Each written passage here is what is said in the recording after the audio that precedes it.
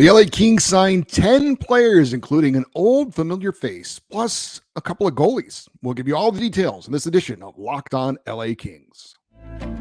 You are Locked On Kings, your daily podcast on the Los Angeles Kings, part of the Locked On Podcast Network, your team every day.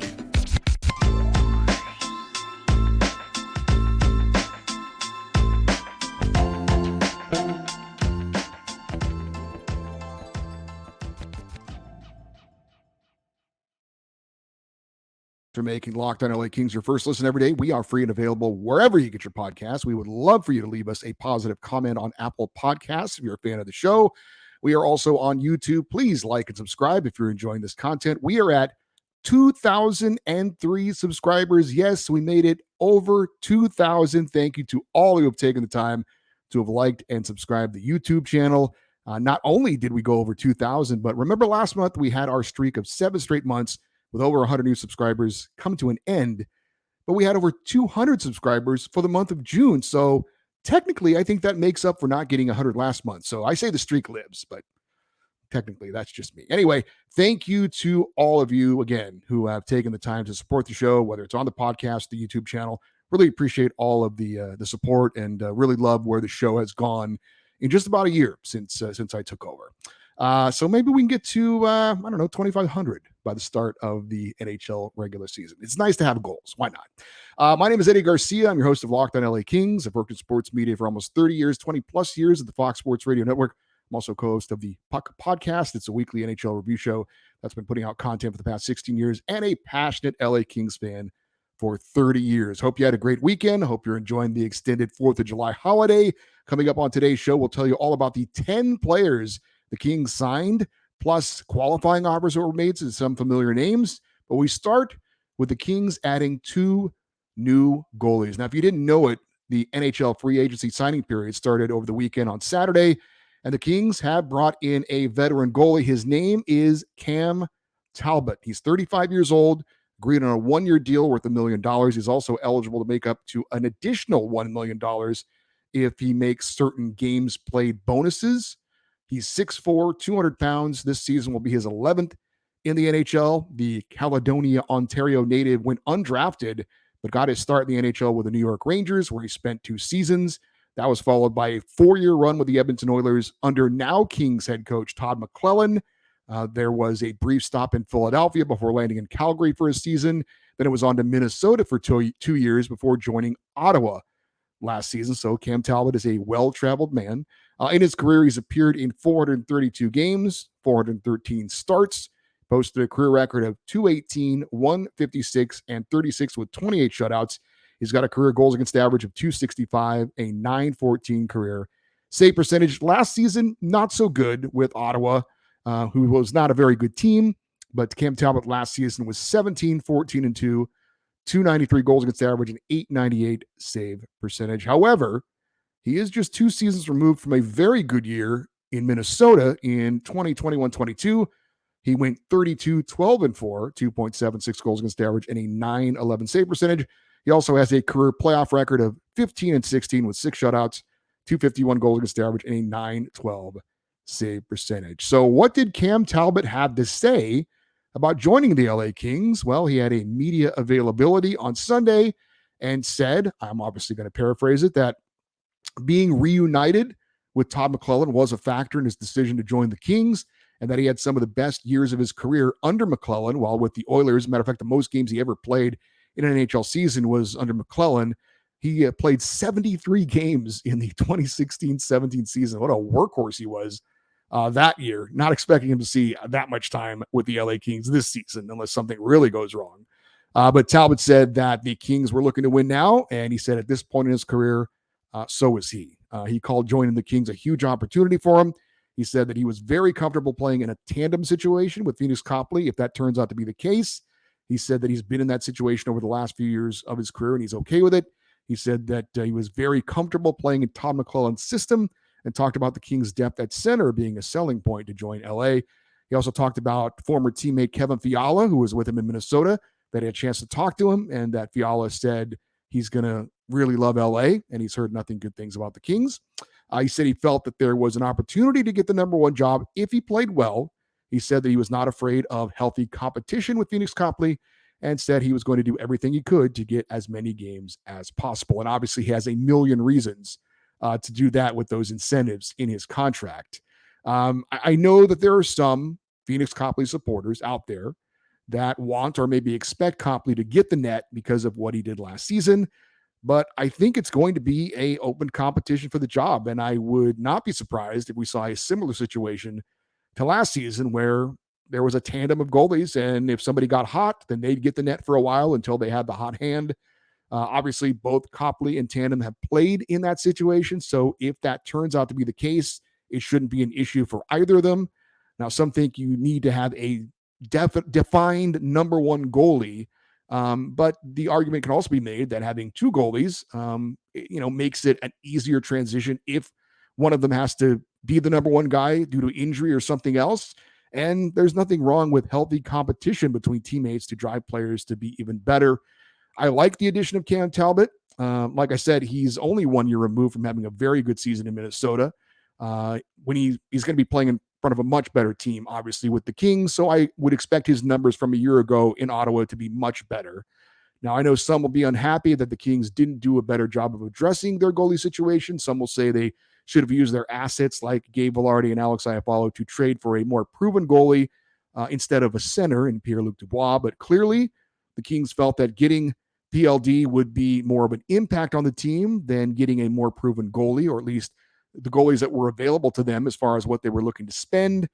I think it is a gamble by Rob Blake. If it doesn't pan out, it's on him, but that's the job. I have said I like being bold. I like thinking outside the box. We'll see how it plays out, but basically the Kings are in a similar situation in net that they were at the end of last season. You've got two good goalies that'll keep you in games, but the question is, are they good enough to get you deep into the playoffs? I do agree with the philosophy that is starting to become a trend in the NHL, where you spend your money on building a great team around a good enough goalie. We have seen examples of this working out in the NHL. Obviously, this past season with the Vegas Golden Knights having a revolving door in net, but they had a great team around that goalie. Ended up being Adin Hill when it was all said and done. We've seen, Jordan Binnington win a Stanley Cup in St. Louis. He's certainly not an elite goaltender. I think the days of spending $10 million on a goalie, like we saw with Jonathan Quick, with all due respect, I think those days are fast becoming a thing of the past. Now, the Kings also picked up yet another veteran goalie in David Rittich. He's 30 years old, native of Czechia or the Czech Republic. He agreed on a 1-year deal worth $875,000. He will make that money regardless of if he plays in the AHL or the NHL. Now, he's played 7 years in the NHL, started his career in Calgary, where he was actually an all-star in 2020-21. He was a replacement due to an injury, but hey, still an all-star nonetheless. After 4 seasons with the Flames, he joined the Maple Leafs. After just 4 games in Toronto, he moved on to Nashville for a season, played in Winnipeg last year. In his career, he's got 172 games played, a record of 79, 51, and 21, including a 2.87 goals against average and a 904 save percentage for his career. Last season, as the backup goalie to Connor Hellebuck in Winnipeg, Rittich played in 21 games, had a 9-8-1 record, 901 save percentage, and a 267 goals against average. Now, I would expect Rittich is going to start the year in the AHL along with Eric Portillo as a tandem with the Ontario Reign, but it's always nice to have another option in the organization that has NHL experience in case an injury happens or something else. Obviously, we saw last season how crazy and unpredictable things can be when the Kings started the year with Jonathan Quick and Cal Peterson, and they were both no longer on the team, not the NHL roster anyway, at the end of the season. Speaking of Jonathan Quick, we've got some news on the former Kings legendary goaltender and news of a former Stanley Cup winning teammate of Jonathan Quick's returning to LA. That's next on Locked on LA Kings, your team every day. Take your first swing at betting Major League Baseball on FanDuel and get 10 times your first bet amount in bonus bets. That's $200. That's right. Just bet $20 and you'll land $200 in bonus bets, win or lose. That's $200 you can spend betting everything from money line to the over-under to who you think is going to hit the first home run. all in an app that is safe, secure, and super easy to use. Plus, when you win, you get paid instantly. There is no better place to bet on Major League Baseball than FanDuel, America's #1 sportsbook. So sign up today and visit FanDuel.com/locked-on to get up to $200 in bonus bets. That's FanDuel.com/locked-on. FanDuel, official betting partner of Major League Baseball.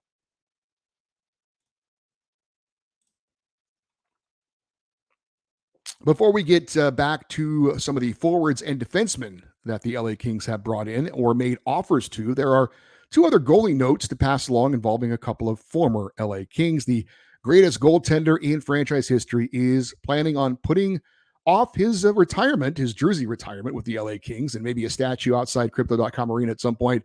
But Jonathan Quick has decided to keep his career going by signing a one-year deal worth $825,000 with $100,000 in performance bonuses. Quick finished off last season as a backup for the Stanley Cup champion Vegas Golden Knights, and he is now joining his favorite team growing up as a child, the New York Rangers. If you recall, Quick grew up as a Rangers fan in Milford, Connecticut, and his favorite player was Rangers goalie Mike Richter. So I had speculated that maybe Jonathan Quick would hang it up after winning another Stanley Cup. Although not playing in the playoffs for the Vegas Golden Knights, was still a nice way to ride off into the sunset. But I certainly can understand why he would like to return more home. Obviously, Connecticut is home, not far from New York City, and obviously playing for a team that he idolized growing up, the New York Rangers.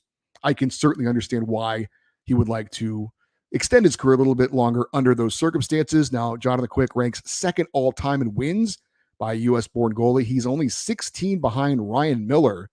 Now, there will be limited opportunities for Quick to pick up 16 wins next season because Igor Shesterkin is the #1 goalie in New York, and he started 58 games last season. So for Quick, last year, split between the Kings and Golden Knights, he had a total of 16 wins in 41 games. He's not going to get 41 games with the Rangers unless something unforeseen happens to Igor Shesterkin. But I don't know about you, but for me, I never rooted against Jonathan Quick, but it was hard, again, I've mentioned this before, to see him in a Vegas Golden Knights jersey. Much more palatable for people like me to see Jonathan Quick playing backup for the New York Rangers, being in the Eastern Conference, away from the Kings. Certainly wish him well. And who knows, maybe we'll see Jonathan Quick get a start against the LA Kings when they face the New York Rangers next season. Matter of fact, I'm actually going to a game in November at Madison Square Garden. Would be cool to see Jonathan Quick get the start in that one, but we'll see how that happens. Going to do a little vacation in early November in New York City. Now, he wasn't an LA King long, but another former King goalie has landed a new deal. Joonas Korpisalo gets a 5-year, $20 million contract from the Ottawa Senators. Wow, good for him. I am a bit surprised by the term and the length of the deal. I like Joonas Korpisalo, but I would not be happy, frankly, if the Kings signed him to a 5-year, $20 million deal. I think that's a little bit much. I think more for the Ottawa Senators than the Vegas Golden Knights, or excuse me, than the LA Kings. But that's Ottawa's problem. That's not ours. Good for Joonas Korpisalo. That is a nice deal for him. This will be the third straight year that the Senators are going after a veteran goalie to try and solve their issues in net. Last year, it was new Kings goalie Cam Talbot, and that didn't work out either. Back to the Kings, who made a move I would call a pleasant surprise. They have brought back former King Trevor Lewis. The 36-year-old forward signed a one-year deal worth $775,000. Lewis spent his first 12 seasons in LA after the Kings made him the 17th overall pick in the 2006 draft. He was, of course, part of both Stanley Cup winning teams with the Kings, left LA in 2020, spent 1 year in Winnipeg before joining the Calgary Flames for the past 2 seasons. He's played in 892 career NHL games with 90 goals and 119 assists for 209 career points. Last season in Calgary, he played in all 82 games, had 9 goals and 11 assists for 20 points. He is obviously coming to LA to provide some key veteran leadership, and he can still get the job done as a fourth-line player and could definitely help out on the Kings' penalty kill, which is obviously an emphasis we know going into next season. So great to have Louis back with the LA Kings. Didn't see that coming, but very cool to have him back and ready to contribute, I would guess, on the fourth line for the LA Kings. The Kings also signed forward Jarrett Anderson-Dolan to a one-year contract extension worth $775,000. He was a restricted free agent with arbitration rights. JAD is expected to be in the mix for a fourth-line spot on the wing with Trevor Lewis and Carl Grundstrom. The 23-year-old Anderson-Dolan was a second-round pick of the Kings in 2017. He's played in 96 career NHL games, including a career-high 46 last season. He had 14 goals and 10 assists for 24 points. He has that in his career, I should say, in the NHL. Last season with the Kings, he had 7 goals and 5 assists for 12 points. The Kings also signed forward Taylor Ward to a one-year, two-way contract. Ward's deal carries a cap hit of $775,000 at the NHL level, where he's not expected to be, $95,000 at the AHL level, where he is expected to be. The 25-year-old has yet to play an NHL game, had 71 games for the Reign last season in his first full season as a pro after going undrafted. The Kings also made qualifying offers before the July 1st deadline to several players in the organization that were restricted free agents, including one that could play a key role for the Kings this season. A qualifying offer, if you don't know, is needed to retain negotiating rights for a player that is a restricted free agent. If you do that, then they can't get an offer sheet from another team. And if a team does not give a qualifying offer to their restricted free agents, then they become unrestricted free agents after July 1st. And there were some Kings players who fit that mold. We'll tell you about them in a minute. But as far as the players who did get qualifying offers from the Kings, they include defenseman Tobias Bjornfoot, who could very well start on the left side on the third pairing opening night for the Kings and see significant playing time this season, depending on how he performs. He got a qualifying offer worth $874,125. These are all one-year deals. The 22-year-old former first-round pick has played in 116 games in LA, but only 10 last season after 70 games with the Kings the year before. He has 1 goal and 15 assists in his NHL career, and I think it's probably time that the Kings find out if Tobias Bjornfoot is going to be a full-time NHL player or not. Forward Samuel Fagemo has an outside shot to compete for a fourth-line role. He got a qualifying offer, $787,500.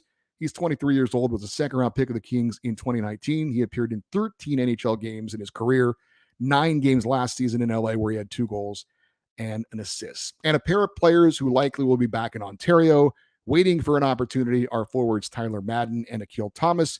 Madden gets an offer of $874,125. Thomas, $787,500.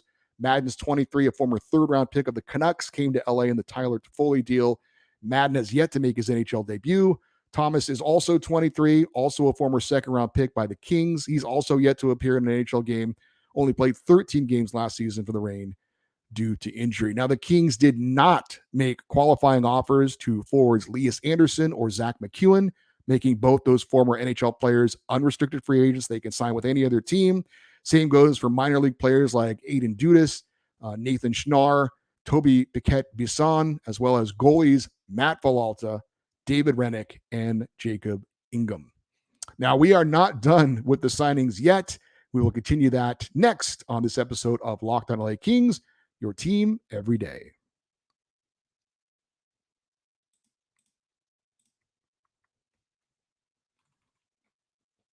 The Kings have also brought in 5 other players that are going to most likely be playing in the Ontario Reign next season. Now, defenseman Andreas Engelland could be an exception.